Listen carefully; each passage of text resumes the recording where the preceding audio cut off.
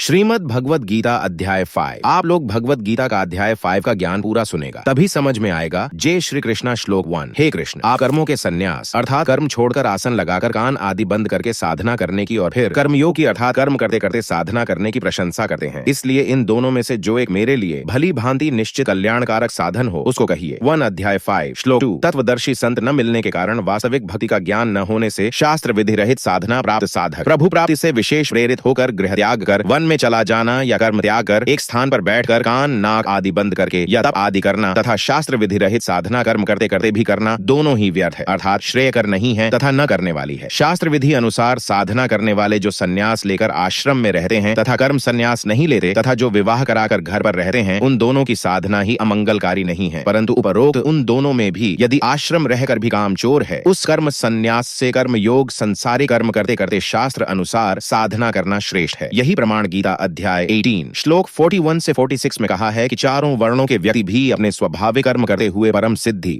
अर्थात पूर्ण मोक्ष को प्राप्त हो जाते हैं। परम सिद्धि के विषय में स्पष्ट किया है श्लोक 46 में कि जिस परमात्मा परमेश्वर से सर्व प्राणियों की उत्पत्ति हुई है, जिससे यह समस्त संसार व्याप्त है, उस परमेश्वर की अपने स्वाभाविक कर्मों द्वारा पूजा करके मनुष्य परम सिद्धि को प्राप्त हो जाता है अर्थात कर्म करता हुआ सत्य साधक पूर्ण मोक्ष प्राप्त करता है। अध्याय 18 श्लोक 47 में स्पष्ट किया है कि शास्त्र विरुद्ध साधना करने वाले से अपना शास्त्र विधि अनुसार साधना करने वाला श्रेष्ठ है, क्योंकि अपने कर्म करता हुआ साधक पाप को प्राप्त नहीं होता। इससे यह भी सिद्ध हुआ कि कर्म संन्यास करके हट करना पाप है। श्लोक 48 में स्पष्ट किया है कि अपने स्वाभाविक कर्मों को नहीं त्यागना चाहिए, चाहे उसमें कुछ पाप भी नजर आता है, जैसे खेती करने में जीव मरते हैं आदि। 2 अध्याय 5 श्लोक 3। हे अर्जुन, जो साधक न किसी से द्वेष करता है और न किसी की आकांक्षा करता है वह तत्वदर्शी सन्यासी ही है, क्योंकि राग द्वेष युक्त व्यक्ति का मन भटका है तथा इनसे रहित साधक का मन काम करते करते भी केवल प्रभु के भजन व गुणगान में लगा रहता है। इसलिए वह सदा सन्यासी ही है, क्योंकि वही व्यक्ति बंधन से मुक्त होकर पूर्ण मुक्ति रूपी सुख के जानने योग्य ज्ञान को ढोल के डंके से अर्थात पूर्ण निश्चय के साथ भिन्न भिन्न स्वतंत्र होकर सही व्याख्या करता है।